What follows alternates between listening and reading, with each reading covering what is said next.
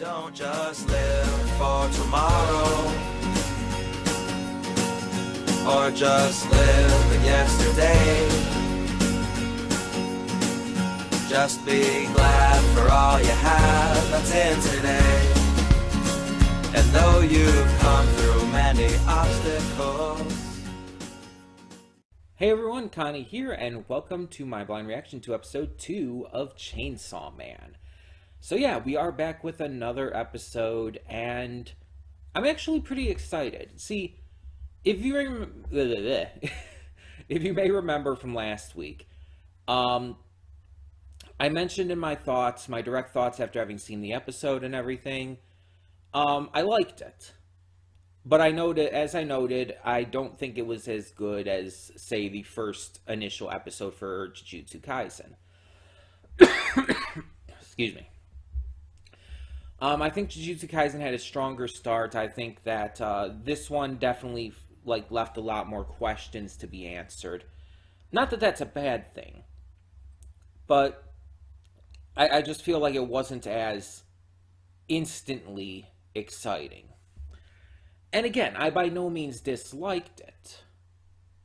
I by no means was saying it was bad. It just wasn't as good. And considering the hype that was surrounding that, more so than Jujutsu Kaisen when that came out, I was, I guess you could say, a little underwhelmed. Again, not saying it was bad. It was very good, even. But yeah. And since then, I have obviously seen the episode many more times because everyone's reacting to it nowadays. You see, because it's such a big show, it has so much hype around it that all these reactors are getting to it as well. Nani no Anime is reacting to it. Normies are reacting to it, and so on and so forth. So of course, I watched it many more times, and honestly, yeah, I still very much like it. I still say that Jujutsu Kaisen had the stronger first episode, but that's just personal opinion and perspective. But I still think this was very good, and yeah, I love Pochita. But I think that's pretty much a given, because everyone loves Pochita. And I am wondering how this is going to go going forward. Like, are we still going to see Pochita at all? Because Pochita in the first episode becomes part of, Denji. But at the same time, I really, really doubt the creator would design something as fucking adorable as Pochita and not have him return in that form in some way. If it's only going to be like in Denji's head, with Pochita talking to Denji and all, it's like that's going to be maybe a little disappointing. But at least we'll get to see Pochita again. So at least that would be okay. But I definitely, I don't want the design to be wasted, because it's such a cute design. There's already merch out. I think I saw something about there's a figure that is an official crossover figure with Spy Family, and it shows Anya holding Pochita like as a chainsaw and everything, and it's like, the fuck is this? It's like these shows are so drastically different. I know they're both really big shows. Like, Spy Family is huge, and with its recent return, it's like, yeah, it's still getting all of that insane hype and attention. And Chainsaw Man, like I said last time, probably the most hyped up a show has been in a long, long ass time. So, it's really saying something to put those two together, I guess. But at the same time, it's such a weird combination. It just really is. But let's actually talk about what happened in the first episode. So, we meet our boy Denji. He is a down-on-his-luck young man who is working as a devil hunter for the Yakuza. Because when he was a kid, his father died, and he was left with all of the debt his father had accrued. So I don't think we found out how his father died or anything. We just know he died. And when he was at the gravestone, the Yakuza came to him and was like, okay, you have to take on the debt now. We don't care how you get it. You can whore yourself out if you want.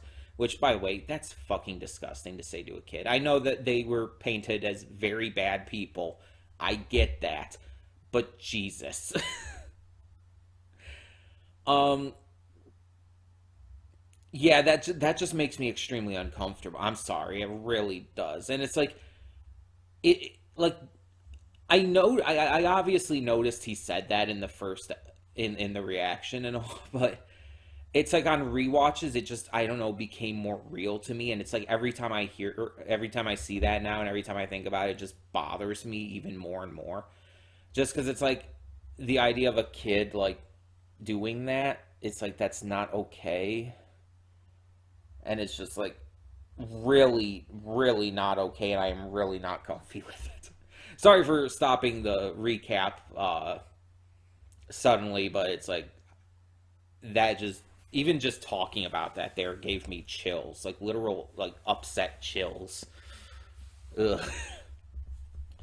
But either way, he's like, do whatever you want to get the money, but you have to get us this money, and we need at least an installment by tomorrow.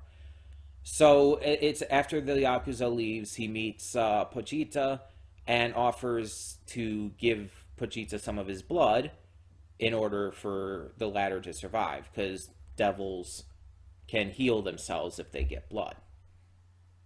So they make a agreement, a literal deal with the devil, to to work together and help each other. And so he starts using Pochita as a chainsaw and starts hunting devils and using that to help get money for the Yakuza. But obviously, as we had known through Denji's introduction, that wasn't the only thing he ended up doing after meeting Pochita and everything. He also would cut down trees for, timber and stuff. And on top of that, he also sold his body parts, such as an eyeball and even one of his other balls, you know. He was just in exceptional debt to the Yakuza because of his father, and had to do whatever he could to pay it back while also, having something to survive on. And so he's eventually taken by the Yakuza to what looks like to be another hunt, but it ends up being a betrayal. The Yakuza have made a pact with their own devil, the zombie devil, in order to gain power. Unfortunately for them, they gain power, but they also lose their minds because they're turned into zombies. Hence, zombie devil. With the zombie devil being the only controlling factor for them. They end up killing Denji and Pochita, which actually caught me very much off guard. It's like, oh, our main character dies in the first fucking episode. Okay. And he does die. He very much is dead. It's not like, oh, he's on the verge of death, but is saved right beforehand. No, he's chopped up into pieces. Dude is dead. But because of a deal he had already made with Pochita in the past, telling Pochita that if he ever did die, that Pochita could have his body. Pochita is able to revive as well, because Pochita was also killed. Once Denji's blood gets into his mouth, he's able to use that to heal himself, and at which point he heals Denji while also acting as Denji's heart to keep him alive as part of their deal, having the body, and that's how he revives him. So Denji's revived. He has both his eyes this time, and I guess his body is just completely restored on all levels.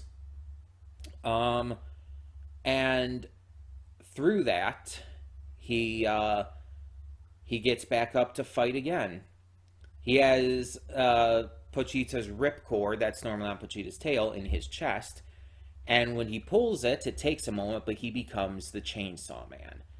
At which point he slaughters everyone in the warehouse, all the people who were turned into zombies, and the zombie devil itself. After which some government-sanctioned devil hunters come in, led by the red-haired woman who is in the opening and everything. And they basically take Denji in with them, offering him food and stuff. So it's a strong first episode. It focuses on introducing us to our main character and just the down and out position he's in, as well as showing us how he becomes the Chainsaw Man. So it builds upon the world well, it builds upon the characters well, and now we get into episode 2. And I assume with where the first one left off, we're going to touch on now this government-sanctioned group of devil hunters, and maybe meet more of the other main characters that the opening teases us with. Now, I don't remember if I talked about it in the first episode reaction, but I know like one or two like very out of context spoilers for this. I don't know anything about like the specifics surrounding it. I just know two very out of context things about this series, and that is literally it. In fact, most of the first episode I didn't know anything about at all. I didn't even know about Pochita. But there are two things I know, and I don't know the context behind them. I don't know what exactly happens. I just know like the very, very base information. I will not tell you what that is until whenever it comes up, because I don't know, some of you watching this may not want spoilers either. I don't know when it would come up. I have no idea like what the structure of this is and how long it's going to go. I think this series is set for only like one core right now, but I might be wrong about that. But again, I don't know how this is going to be set up, so I don't know how quickly we're going to get to anything. So we'll just have to see, basically. But there are, again, they're so out of context. It's just that I know two very specific, but also completely isolated things on the most base level. If that makes any sense to you. But either way, like I said, I'm excited to get to more of this. I'm excited to see how they expand upon this world and stuff, because there's a lot about the world I want to know. Like, were devils just always around, or did that just suddenly happen one day and devils just started and it became a normal part of society? And like, what is the rest of society like? We've only seen it basically from Denji's point of view. Is like the rest of society like realistic human society, like with, you know, everything that we kind of have in the real world, or is it like completely run down and kind of like a shell of what it once was or something? I don't know. I don't know how this is done. There are government-sanctioned devil hunters, though. So that's at least one look into that. But yeah, I'm very interested to see where this goes. And so far, this is looking to be pretty good. So let's get it going. When the screen fades to black, pause this redirect and go to the description below. Follow the link to the reaction, and after you watch it, come back here to the redirect and resume play. Because after it fades to black and it fades back in, everything from that point forward will be my afterthoughts and will contain spoilers to the episode. So, that being said, thank you so much for tuning in, and I will see you at the reaction. And we are back, and we'll begin with spoilers in 3, 2, 1, now. So, this was definitely kind of what I expected and what I would have wanted going forward. This episode expanded upon the world. It showed us what we would have wanted to know about this devil hunting organization and everything, and it just kind of gave us everything needed to properly expand on things after the first episode. So Denji gets to travel along with these devil hunters and is even offered some food. He gets to try udon and sausage for the first time in his life and is just becoming completely obsessed with Makima. So Makima is, I guess, to some degree in charge of the devil hunters. Maybe not like the sole person in command, but she's definitely one of the higher ups. At least of this unit, this experimental unit, because apparently their unit of the devil hunters are experimental and are trying out new things, which is why Denji is there working as a human who can transform into a devil, and why another of their members is a fiend, which we find out is a devil who has possessed a corpse. So it's not quite the same thing as what Denji is, because Denji is still like basically human most of the time. But like a fiend, like Power or the guy we saw, it's like the devil is the one that's in control. The human doesn't exist anymore. It's just the body that's basically being utilized. So that's pretty interesting in and of itself. And it reminds me of something. I'm trying to place it, but it's like there's something from a show or whatnot I have watched that has something very similar to that. Oh, duh. JoJo's Bizarre Adventure Stone Ocean. It's kind of like how Foo Fighters, the sentient colony of plankton, possesses the dead body of the prisoner Atroy, or Atro, or however the fuck you want to pronounce it. I've always pronounced it Atroy, so I'm going to continue to do so. But it's like Atroy's not there anymore. It's just the body that Foo Fighters is possessing. So, yeah, it's kind of a similar thing with fiends, it seems, in this. So we meet more members of the Devil Hunters in this, of this official crew, which is part of a large organization, kind of a, as I said in the reaction, kind of a law enforcement type unit, except it's like, you know, just professional exterminators for devils. In that way, I guess it's more equatable to like the Hero Association and One Punch Man or something like that. So very different than like cops or whatnot, but still kind of within that vein. So we meet Aki. Aki is the head of the division outside of Makima, and he is a very super serious type of guy, seeming to act as a sort of rival figure to Denji so far.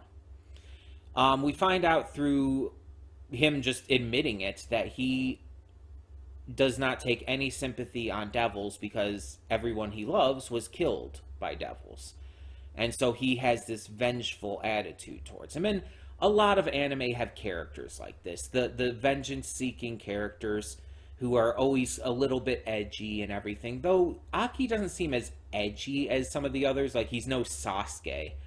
But he's just very overly serious to the point where he takes, like, no shit and doesn't want anybody who isn't taking it as seriously as him to be part of this. So when he thinks that Denji is just there because he likes Makima, he's like, you're not taking this seriously. We can't have that. If you're going to be a devil hunter, you're likely to die. You have to put everything into this. And so it's like, you should just give up and go home. And Denji responds by repeatedly kicking him in the nuts. It's not the most savory of practices, but it works. Like, I've obviously been kicked in the nuts before. And yeah, obviously it hurts. I think anyone can attest to that. But repeatedly, at full force, it's like, Jesus fuck. My God. That's not okay. Denji, chill. And another thing to note about this is, like, it was kind of shown in the first episode, but expanded on here. Denji is very fucking horny. And I actually want to check something, because I actually don't know Denji's age, but if he's about like an older teenager or whatnot, which is what I'm thinking he could be, that would make a lot of sense, obviously. But also with his life, I feel like it would make a lot of sense, considering that he's kind of been not in the best position to, like, you know, acclimate well to humans. If that makes sense, like, you know, it's like he's not around women a lot, so he kind of, like, has almost like this kind of view on them that's maybe a little unhealthy, I guess is a way to put it. Okay, so apparently up until chapter 79, Denji is 16. Which means I'm guessing he was probably somewhere between 6 and 10 in the flashback when he was a kid. So, yeah, I definitely believe his horniness. And obviously, he could be an adult and still be horny, of course, but yeah, it's definitely believable. And I kind of like it, though. Like, I kind of like when shows are not afraid to have their main character just be, like, extremely horny, but not in a disrespectful way, in a realistic way. Because obviously there's a lot of shows out there where the horniness is more detrimental to the characters, and it's just kind of, like, annoying and ridiculous, and it gets them in trouble and shit. Like Mineta from My Hero Academia, even though he's not the main character, his horniness is, like, it transcends into full-on sexual assault and shit. And he always gets punished for it, but it's still really bad. And some of the things he says and does is just, he's so hateable. He is absolutely despisable as a character. But then you have Denji here, and he's just like a real guy. He's like, I want to sleep with a girl. Makima's hot. I want to touch boobs. The porn is secured. It's just like, he's just a normal guy who's just horny. Because he's a teenage boy. And I mean, a teenager in general, really. Teenagers in general are just typically horny. And there is reasons for that. There are actual, like, chemical reasons for that. Because of, like, how your mind and body is growing at that time. It's actually, like, a thing. And obviously everyone experiences it differently. Some people have different levels. Some are less horny than others. Some are more horny than others. It's just about how you handle it, of course, too. And some people grow out of that, and some people don't. Honestly, some people get hornier after they grow up, to be completely honest. And again, it's about how you handle it. And Denji's a normal guy. It's not like he's trying to assault Makima or Power or anyone, like, by grabbing them against their consent. No, he very much isn't doing that, and I don't think he would. Like, he's, like, his dream is to be able to touch boobs now. That's his new, like, short-term goal. But he's not going to do it without consent. He's even planning, like, working up to it and figuring out how to make it happen. But it's like he's not a bad kid. He's just horny.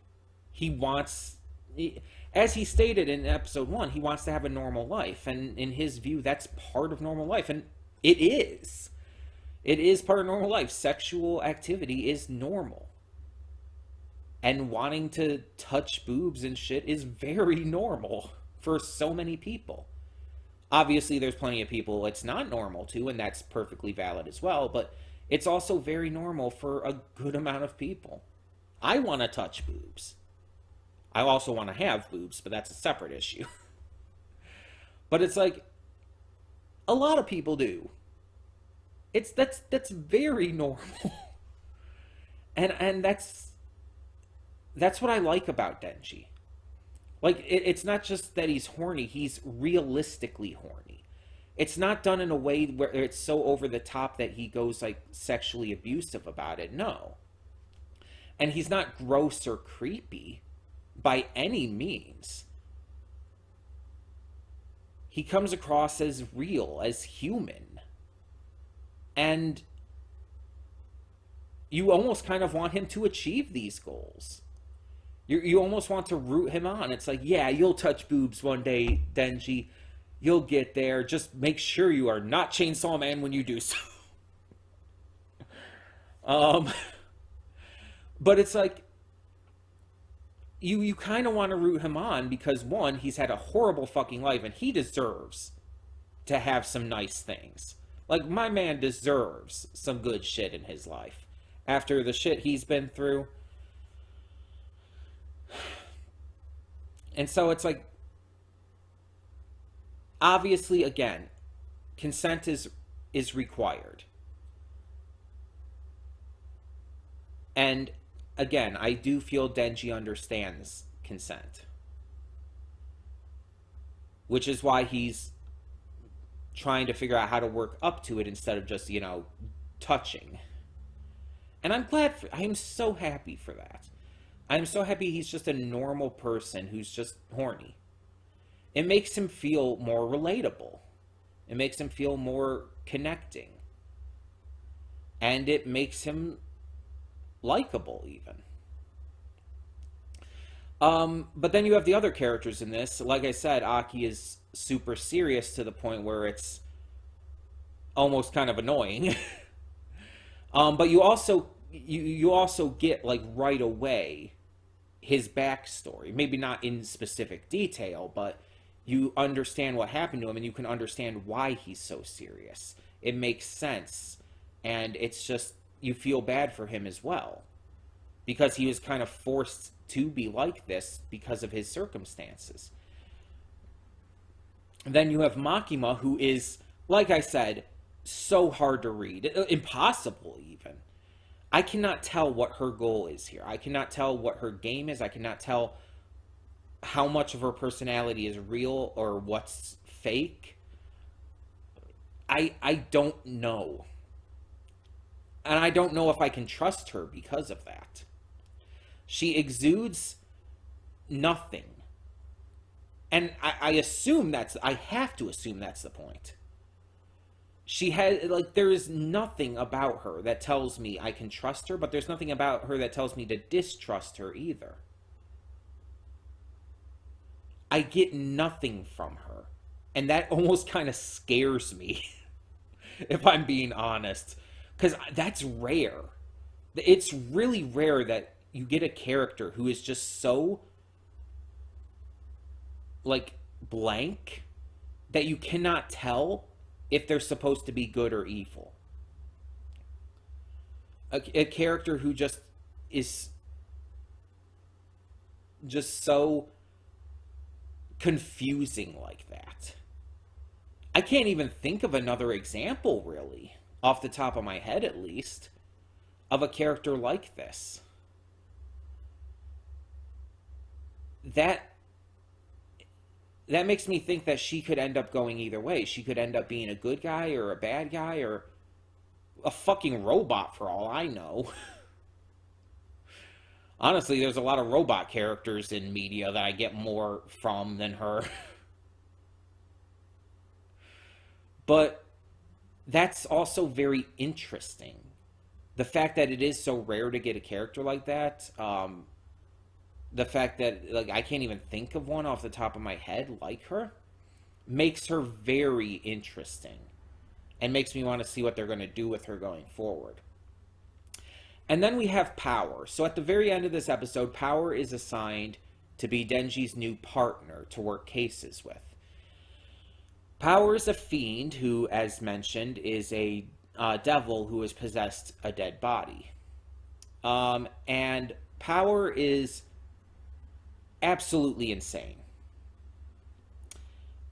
And there have been many anime with characters who are like this, who are just crazy, wild, untamable, just off the rails, ridiculous. And a lot of times they're some of the most fun characters because they're legitimately crazy, but they're written in a way to where it's entertaining. They're fun. And they're likable. And so far Power seems to be like that. She's ridiculous as hell. She's over the top. She's absolutely psychotic. But in a way that makes her a joy to watch. She's funny. She's fun. She's goofy. She's likable. She's all of this stuff. And we barely see any of her in this episode. We only see like a little bit of her. So the fact that it makes her this enjoyable to watch right off the bat with this little bit of screen time is saying something, admittedly. So in the opening, it does show her and Denji dancing together with Aki kind of looking maybe a little annoyed. So I assume her and Denji are going to get along really well. In this episode, it seems like he was annoyed by her a bit, and even was like, Did Aki plan this? He put us together just specifically because he knows this would annoy me, right? But it's like, I think they're going to start getting along really well based on the opening and everything. And so we also see that she can use blood powers, which obviously is a thing that's been in various shows, various anime and whatnot. Dead Man Wonderland is an obvious one that comes to mind. And even Full Metal Alchemist Brotherhood. But yeah, blood powers are always pretty interesting and pretty fun, so I'm definitely interested to see what more she can do with that. Other than, like, form what looked like a giant hammer to get rid of this sea slug devil.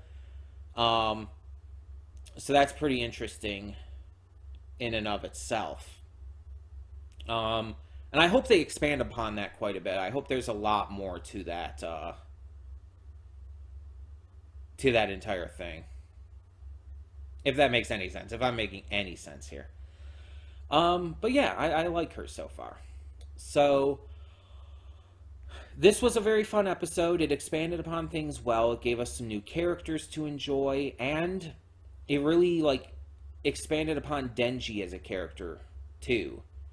And getting to make him even more likable and more realistic, and just getting to show him starting to enjoy an everyday life. A normal everyday life that he's not been able to have until now. So, yeah, I actually enjoyed this more than the first episode.